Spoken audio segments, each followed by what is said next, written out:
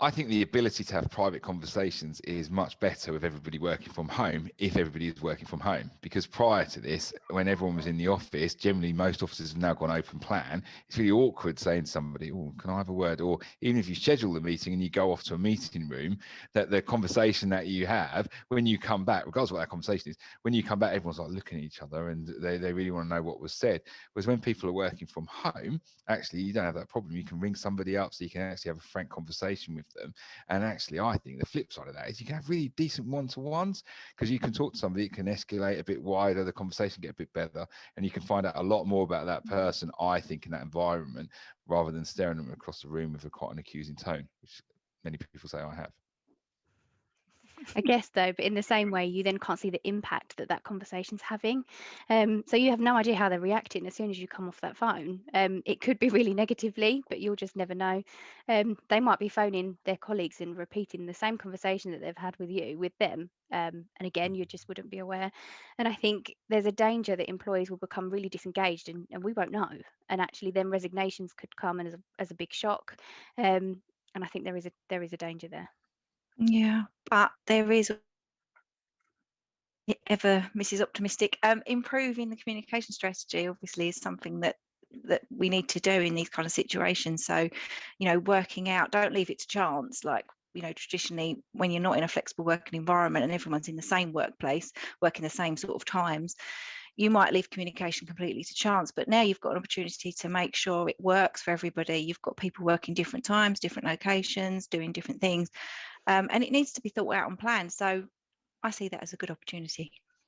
Yeah.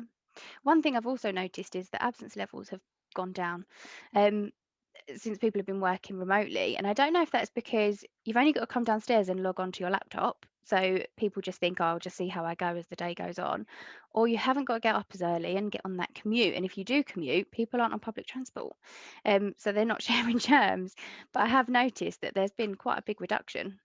Yeah, definitely. I think I've read some stats about it, but I think the only thing with that is I would be wary of that because you've got people then potentially who aren't very well, but they might just carry on working if they're not in a communal workplace and they've got no one there to tell them to go home. Like normally you'd say, go home, you're not well. You won't have that anymore. So you might just carry on. In the longer term, it could be quite detrimental, I think, to well-being Well, as a whole.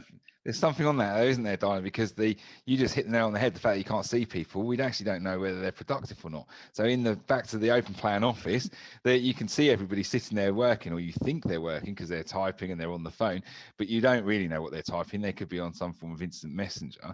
Because actually, when you start to allow people to work from home or work more flexibly, and you're going to spend less time with them, observing them, how do you know they're working? But I think in contrast to that, what we're starting to see now and what we would recommend for people to do, I guess, is that they start to look at outputs rather than activity. So you start to look at what people are delivering. I think for the employee, that's much better because you don't feel like you're being watched and monitored. But what you are doing is you're being almost like held to task for the outcome of whatever it is you're working on. And it's a deliverable. And everybody prefers to have a deliverable. And it's something that you've worked on and you're very proud of. Yeah. Yeah, something people are missing is learning by osmosis, though. And that's really easy when you're working from the office and as part of a team. It happens just naturally, it's organic. And so many people say that they learn most of what they do by when they're on the job. And obviously, when the team's apart, that opportunity's gone. Yeah, this is true actually, but I think it depends a lot on luck that as well, because I think we've talked about this before, where you might be lucky enough to be sitting with somebody who's actually quite knowledgeable in their job and is a bit of a sharer and likes to share their knowledge and everything else, and you might really be lucky and sit next to someone who you can learn loads from. But equally, you might sit next to somebody who absolutely doesn't know a lot and you're not really going to learn anything from them, and again, it's all left to chance again. Whereas you could have a much more structured view of it and make sure you've got the structured learning processes in place. Again, it's another opportunity to do that, isn't it? Never mind sitting next to somebody that you might not be learning from. Sitting next to somebody who winds you up or irritates you is even worse. And actually, there's a benefit of flexible working. Even if you're working flexibly and everybody chooses their hours or whatever, and the hours that they're going to work in the office, you don't necessarily have to come in those hours as somebody that's driving you around the twist. Or if everybody's working from home, you spend a lot less time with them. So I think if you start to then get people to return to the office in the way that it was years ago, then the person clicking the pen, or the smelly food, or the person that's got a really irritating laugh starts to grate on everybody. So there is a benefit now that we're not having personality clashes, and people do leave because other people are driving them around the bend. Yeah. Yeah, we don't have personality clashes, but there is still potentially a team split from those working from home and those working from the premises.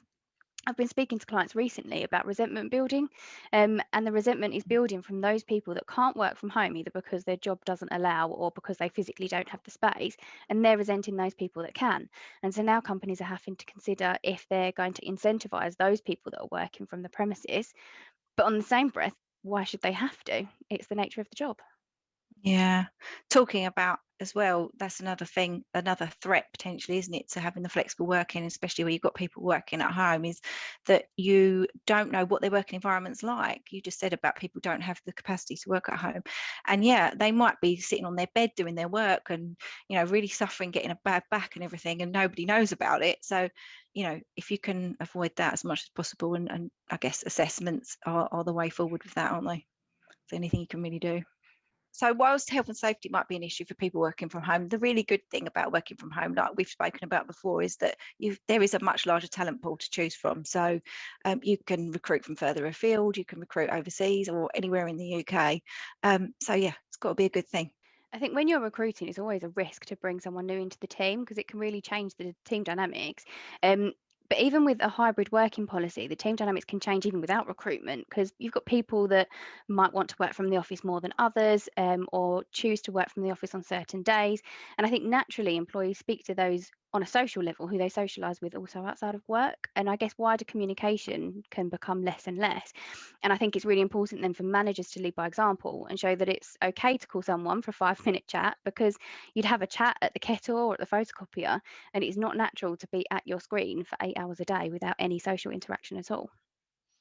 Yeah, it's an interesting point there, actually, because one of the big things that I keep hearing is about the water cooler and that spontaneous interaction, that you tend to just meet people you wouldn't normally meet, working in the same building and stuff like that. And there's always the bit where you're walking down the stairs and someone's coming the other way and you're walking with somebody else and they'll introduce you.